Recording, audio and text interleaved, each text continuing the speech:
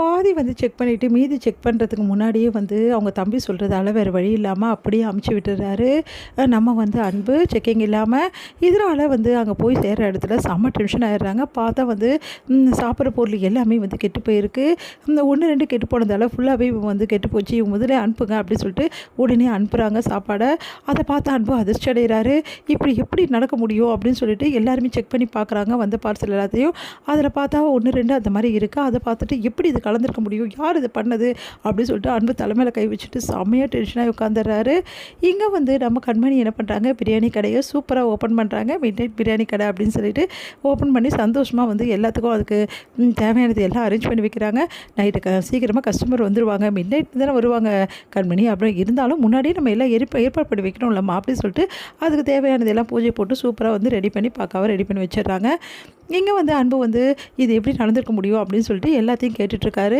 அப்போ வந்து அந்த இன்சார்ஜை கேட்குறாரு, எப்படி நடந்தது, நீங்கள் எல்லாத்தையும் செக் பண்ணி தான் அனுப்பிச்சேன் சார். நான் செக் பண்ணி தான் சார் அனுப்பிச்சேன். நான் செக் பண்ணது பார்த்தாதுன்னு வெண்ணிலா மேடம் கூட வந்து எங்ககிட்ட கேட்டாங்க சார். அந்த டைமில் வெண்ணிலா அங்கே வந்தாளா? ஆமாம் சார். இதெல்லாம் யாரோட ஆர்டருன்னு கேட்டாங்க. இது அன்போட சாரோட ஆர்டருன்னு சொன்னேன்.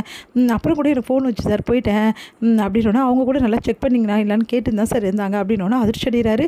வெண்ணிலா அந்த டைமில் அங்கே வந்திருக்கா அப்படின்னு சொல்லிட்டு யோசிக்கிற வந்து அன்பு என்ன பண்ணார், நேராக வெண்ணிலா கிட்ட போகிறாரு. ஏன் இப்படி பண்ணேன்னு கேட்குறாரு. நான் என்ன பண்ணேன் அப்படின்றாங்க. நீ தான் இந்த பொருளை வந்து தவறான சாப்பாடை வந்து அமிச்சதுக்கு நீ தான் காரணம், நீ தான் ஏதோ பண்ணியிருக்க மாதிரி எதுவும் சொல்ல போறியா பெல்லையா அப்படின்னு சொல்லிட்டு செமையாக வந்து நல்லா வந்து அப்படியே கையை போட்டு முறுக்கி கேட்குறாரு. உன்னை வெளியில் வந்து அன்பு என்னை விட போகிறீங்களா, இல்லை நீ தான் பண்ண சொல்லுன்றாரு. நான் சொல்கிறதுக்கு ஒன்றுமே இல்லை அன்பு, நான் இது பண்ணல அப்படின்னு பாட்டி வந்துடுறாங்க. உள்ளே வெளில வந்து கையெடு அன்பு அப்படின்றாங்க. எல்லாத்துக்கும் காரணம் இவ தான் பாட்டி, இவ தான் நம்ம வந்து கம்பெனியை நாசம் பண்ணுறதுக்காகவே வந்திருக்கா. இவ தான் என்னோட ஆர்டரெல்லாம் இப்படி பண்ணது, அதுக்கு உங்ககிட்ட சாட்சி இருக்கா அப்படின்னு சொல்லிட்டு கேட்குறாங்க. பாட்டி அப்போது நான் சொன்னால் நீங்கள் நம்ப மாட்டீங்களா பாட்டி? நம்ப முடியாது. வெண்ணிலா விஷயத்தில் நீ போய் தான் சொல்வேன். ஏன்னா உனக்கு தான் கண்மணி தானே பிடிக்கும், வெண்ணிலாவை பிடிக்காதுல்ல, அதனால தான் நீ சொல்கிறத என்னால் நம்ப முடியாது அன்பு. சாட்சி இருந்தால் எடுத்துகிட்டு வா, நான் பார்த்துக்கலாம். என்ன பாட்டி இப்படிலாம் பேசுகிறீங்க, இவ்வளோ மோசமானவ பாட்டி, இவள் வச்சுருந்தா நம்ம சாம்பிரத்தை அழிச்சிடுவா, இவ்வளோ போய் இந்த மாதிரி நம்புறீங்களே பாட்டி. என்னை பொறுத்தவரைக்கும் வெண்ணிலா அப்படிப்பட்ட பொண்ணு கிடையாது, அவள் பண்ண மாட்டா, அதனால் நீ என்ன சொன்னால் நம்ப முடியாது அன்பு அப்படின்றாங்க. அதை கேட்டுட்டு என்ன போய் நம்ப மாட்டீங்களா அப்படின்னு சொல்லிட்டு மனசு கஷ்டப்பட்டு உனக்கெல்லாம் இருக்குடி, இப்படி பண்ணிட்டல, உன்னை நான் சும்மாவே விட மாட்டேன் அப்படின்னு சொல்லிட்டு டென்ஷனாக அங்கே வந்து கிளம்புறாரு. உடனே வந்து என்ன வேண்டியல இதெல்லாம் அப்படின்னு சொல்லிட்டு பாட்டி கேட்குறாங்க. அவர் வேணும்னு எல்லா படி என் மேலே போடுறாரு பாட்டி, நான் எந்த தப்புமே பண்ணல பாட்டி அப்படின்னு சொல்லிட்டு வெண்ணிலா வந்து வேணும்னு நடிக்கிறாங்க பாட்டிக்கிட்ட. இங்கே வந்து அன்பு ரொம்ப டென்ஷனாக வராரு.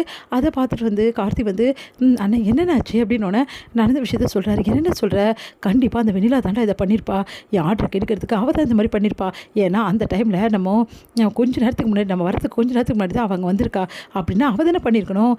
இதை நிரூபிக்க முடியாது என்ன, பாட்டி என்ன சொல்கிறாங்க, நான் சொன்னேன் எங்கே நம்புகிறாங்க அப்படின்னோடனே சரி டென்ஷன் ஆகாதுன்னு, என்னால் முடியலடா, இந்த மாதிரி இருந்தால் இப்படிடா எது வேணாலும் தாங்கிக்க முடியும்டா, என்னோட வேலையில் இந்த மாதிரி இருந்தால் என்னால் தாங்கிக்க முடியாதுடா அப்படி சொல்லிட்டு புலம்புறாரு. சரி நீ வானே வெளியே போகலாம் அப்படின்னு சொல்லிட்டு வெளியே போகிறாங்க.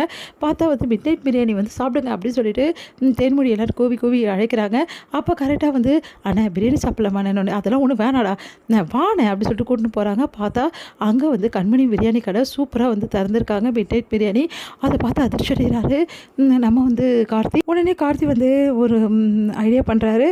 உடனே அவங்க அண்ணனை உட்கார வச்சுட்டு 2 பிரியாணி மட்டும் வாங்கி வந்து கொடுக்குறாரு. அண்ணன் சாப்பிட்டேன், டே நான் ரொம்ப பெரிய தப்பு பண்ணிட்டேன்னு தோணுதுல, என்னென்ன சொல்கிறேன், நான் கண்மணிக்கிட்ட ரொம்ப மோசமாக நடந்துக்கிட்டேன்டா, அதை தானே நான் அப்போலேருந்து சொல்லிட்டு இருக்கேன், இப்போது உனக்கு தோணுச்சு, ரொம்ப சந்தோஷம்டா, எனக்கு என்ன பண்ணுறதுனே ஒன்றுமே புரியலடா, கண்மணி ஞாபகமாகவே இருக்கே அப்படின்னு சொல்லிட்டு யோசிக்கிறாரு நம்ம அன்பு.